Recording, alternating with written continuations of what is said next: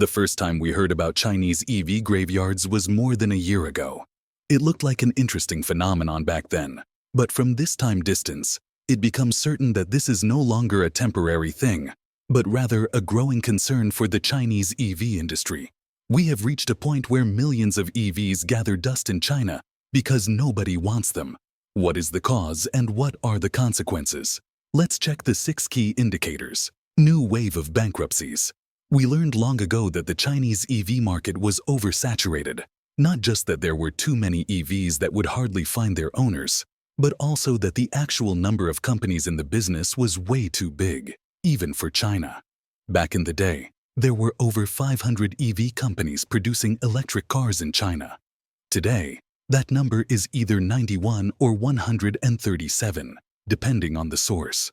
But either way, it's clear that many companies have already gone out of business, and that many more will do so in the future. We've already witnessed a couple of major waves of bankruptcies, like the one from the second half of 2023, when at least 5 major companies filed for bankruptcy. That trend continued through 2024. Only in the last few weeks, 2 more major automakers filed for bankruptcy. One of them is Evergrande. More precisely, 2 companies under its hat, Evergrande New Energy Vehicle and Evergrande Smart Automotive. The court ordered these 2 units to enter into proceedings after a hearing in August. Creditors of the 2 companies had sought court approval for the bankruptcy back in May. The parent company was in talks to sell a 29% stake to get much-needed fresh money, with a buyer obliging to provide a credit line for the EV company to finance its operation. A definite agreement is yet to be signed. On the other side, luxury EV maker Human Horizons is currently seeking debt financing of over $55 million to resume production at its EV plant, as its brand Hi-Fi has also filed for a pre-bankruptcy process. Despite big ambitions and some pretty respectable technological advancements, this brand never reached an adequate economy of scale that would ensure profitability. Instead, the best it managed to sell was around 700 vehicles monthly. Subsidies. One of the key reasons we are currently witnessing the scenes of massive EV graveyards around China is that the Chinese EV industry was never growing because of customer demand. That's not different from other parts of the world. The only difference is that this practice has been on a much greater scale in this part of the world.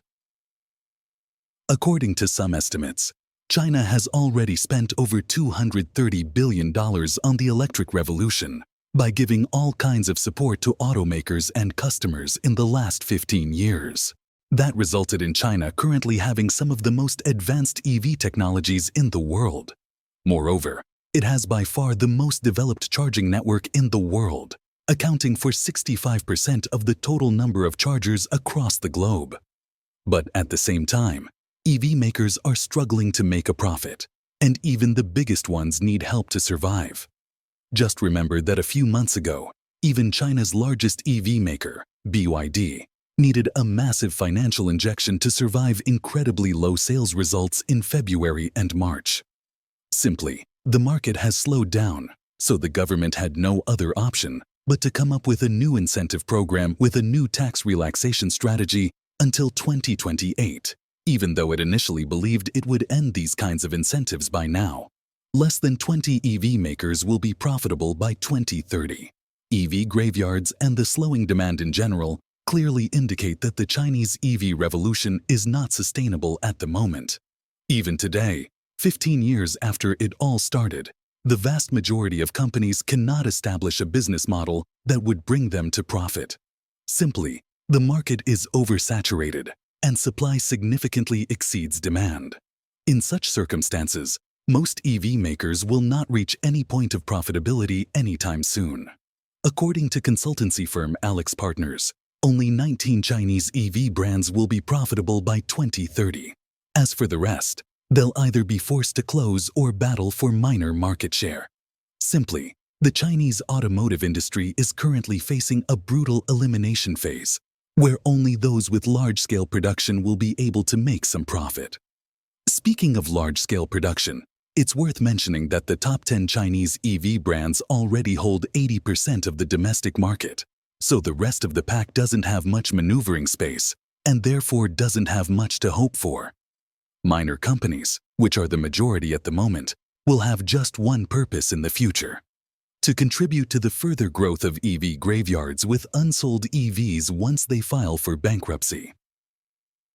One of the problems with Chinese EV makers is that the competition is extremely fierce, so companies are ruthlessly focused on maintaining a cost advantage, which is getting harder than ever.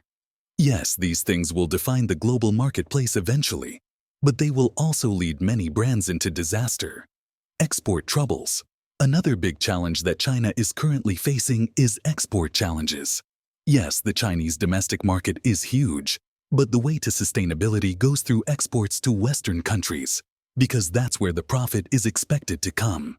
At first, it seemed like China had a substantial advantage over Western legacy automakers, with much better access to raw materials, cheaper labor forces, and 35% lower overall production costs on average. But it was clear that the EU and the US would just not sit and watch how their automotive industries are falling apart. No, it was time for protectionism. Yes, Western governments are doing everything they can to protect their industry. And in the case of the electric revolution and car makers in general, it mostly comes down to high import taxes on Chinese-made electric cars. For example, the American government recently came up with new import fees on Chinese EVs, which apply to Chinese brands no matter if they were made in China, Mexico, or any other part of the world.